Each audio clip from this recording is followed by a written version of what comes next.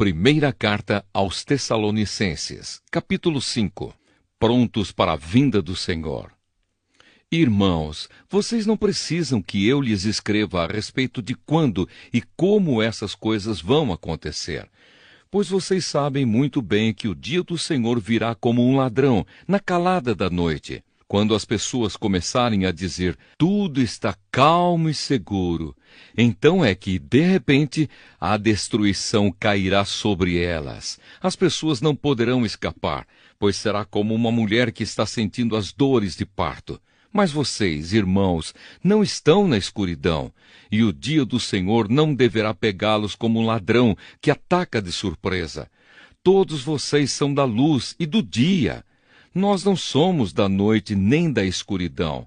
Por isso não vamos ficar dormindo como os outros, mas vamos estar acordados e em nosso perfeito juízo. Os que dormem, dormem de noite, e os que bebem, é de noite que ficam bêbados. Mas nós, que somos do dia, devemos estar em nosso perfeito juízo. Nós devemos usar a fé e o amor como couraça e a nossa esperança de salvação como capacete. Deus não nos escolheu para sofrermos o castigo da sua ira, mas para nos dar a salvação por meio do nosso Senhor Jesus Cristo, que morreu por nós para podermos viver com Ele, tanto se estivermos vivos como se estivermos mortos, quando Ele vier.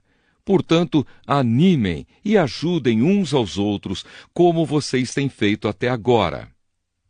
Últimos conselhos e saudações. Irmãos, pedimos a vocês que respeitem aqueles que trabalham entre vocês, isto é, aqueles que foram escolhidos pelo Senhor para guiá-los e ensiná-los. Tratem essas pessoas com o maior respeito e amor por causa do trabalho que fazem e vivam em paz uns com os outros. Pedimos a vocês, irmãos, que aconselhem com firmeza os preguiçosos, deem coragem aos tímidos, ajudem os fracos na fé e tenham paciência com todos. Tomem cuidado para que ninguém pague o mal com o mal. Pelo contrário, procurem em todas as ocasiões fazer o bem uns aos outros e também aos que não são irmãos na fé. Estejam sempre alegres, orem sempre e sejam agradecidos a Deus em todas as ocasiões.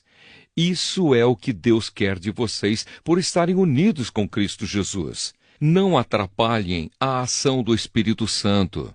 Não desprezem as profecias. Examinem tudo, fiquem com o que é bom e evitem todo tipo de mal.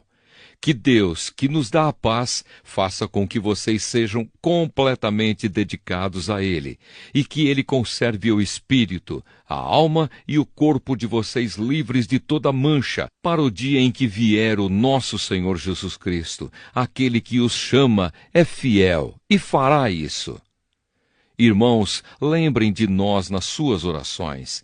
Cumprimentem todos os cristãos com um beijo de irmão. Peço com insistência pela autoridade do Senhor que esta carta seja lida para todos os irmãos. Bênção. Que a graça do nosso Senhor Jesus Cristo esteja com vocês. Primeiro livro dos Reis, capítulo 11. Salomão afasta-se de Deus. Salomão amou muitas mulheres estrangeiras. Além da filha do rei do Egito, ele casou com mulheres hetéias e com mulheres dos países de Moabe, Amon, Edom e Sidom.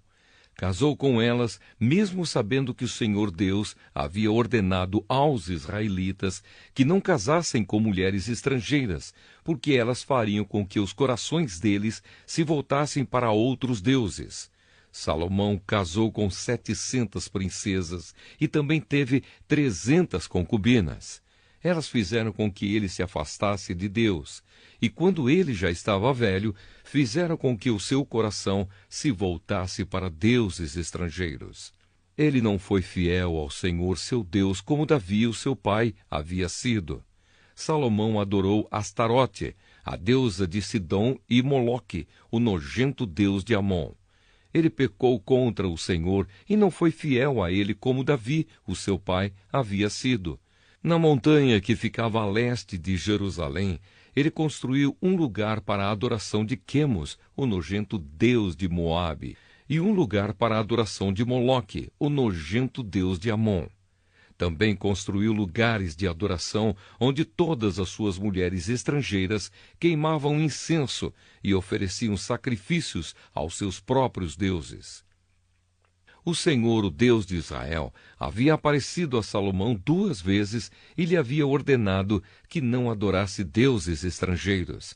Mesmo assim, Salomão não obedeceu ao Senhor, mas afastou-se dele. Por isso, o Senhor ficou muito irado com Salomão e disse: Você quebrou a sua aliança comigo e desobedeceu aos meus mandamentos. Por isso, eu vou tirar o reino de você e vou dá-lo a um dos seus oficiais.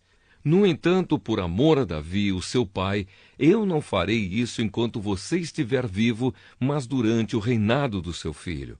E não tomarei dele o reino inteiro, mas deixarei que ele fique com uma tribo, por causa do meu servo Davi e por causa de Jerusalém, que escolhi para ser a minha cidade. Os inimigos de Salomão. O Senhor Deus fez com que Hadade se virasse contra Salomão. Hadade era da família do rei de Edom.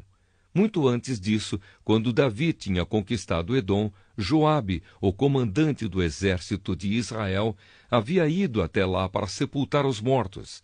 Ele e os seus soldados ficaram ali 6 meses e, durante esse tempo, mataram todos os homens de Edom. Somente escaparam Hadade e alguns escravos edomitas, que pertenciam ao seu pai. Eles fugiram para o Egito. Naquele tempo, Hadade ainda era menino. Eles saíram de Midian e foram até Parã, onde alguns homens se juntaram a eles. Então viajaram para o Egito e foram falar com Faraó, rei daquele país. Este deu a Hadade um pedaço de terra e uma casa, e lhe forneceu comida. Hadade ganhou a amizade do rei, e ele lhe deu sua cunhada, a irmã da rainha Táfnes, em casamento. A esposa de Hadade deu à luz um filho chamado Genubate, que foi criado pela rainha no palácio, onde ele morava com os filhos do rei.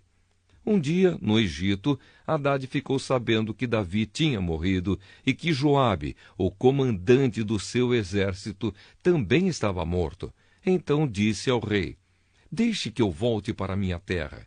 E o rei disse: Por que você quer voltar? Será que aqui está lhe faltando alguma coisa e por isso você quer voltar para sua terra? Não me falta nada, respondeu Hadade, mas deixe-me ir.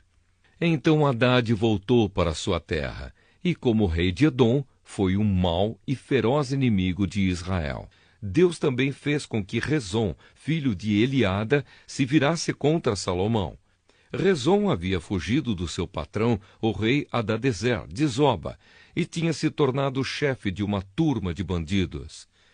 Isso aconteceu depois que Davi derrotou Hadadezer e matou os sírios, que eram aliados dele.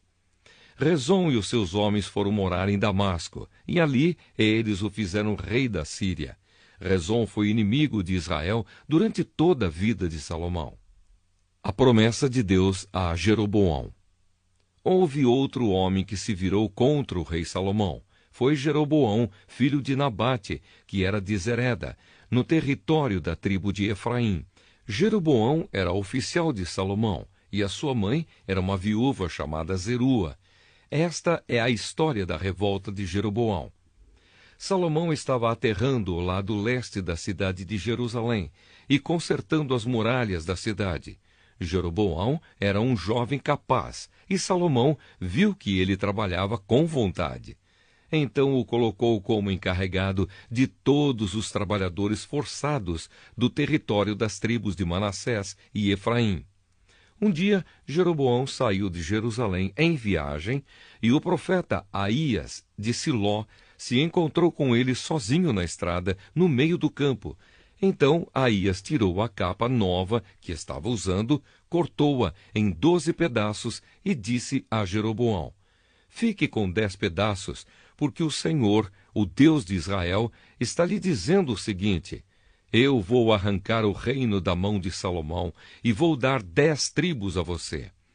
Salomão ficará com uma tribo por causa do meu servo Davi, e por causa de Jerusalém, a cidade que escolhi em toda a terra de Israel para ser minha. Vou fazer isso porque Salomão me rejeitou e tem adorado deuses estrangeiros. Astarote, a deusa de Sidom, Quemos, o deus de Moabe, e Moloque, o deus de Amon. Salomão tem me desobedecido, ele tem agido de maneira errada e não tem guardado as minhas leis e as minhas ordens, como Davi, o seu pai, guardou. Mas eu não vou tomar de Salomão o reino todo, vou deixar que ele governe enquanto viver.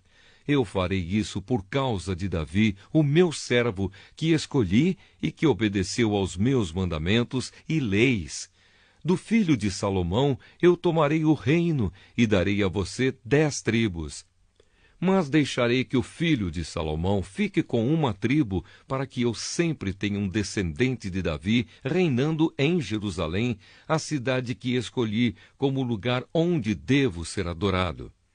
Jeroboão, eu vou fazer de você o rei de Israel, e você vai governar todo o território que quiser.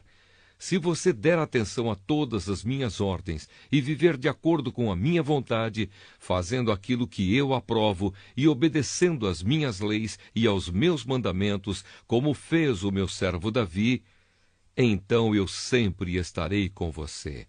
Eu farei com que você seja o rei de Israel, e como fiz com Davi, certamente farei com que os seus descendentes governem depois de você. Por causa do pecado de Salomão, eu castigarei os descendentes de Davi, mas isso não será para sempre. Por causa disso, Salomão tentou matar Jeroboão, mas ele fugiu para o Egito. Jeroboão ficou com Sisaque, rei do Egito, e morou lá até a morte de Salomão. A morte de Salomão. Todas as outras coisas que Salomão fez, os seus atos e a sua sabedoria estão todos registrados na história de Salomão. Ele governou 40 anos em Jerusalém como rei de todo o povo de Israel. Salomão morreu e foi sepultado na cidade de Davi, e o seu filho Roboão ficou no lugar dele como rei.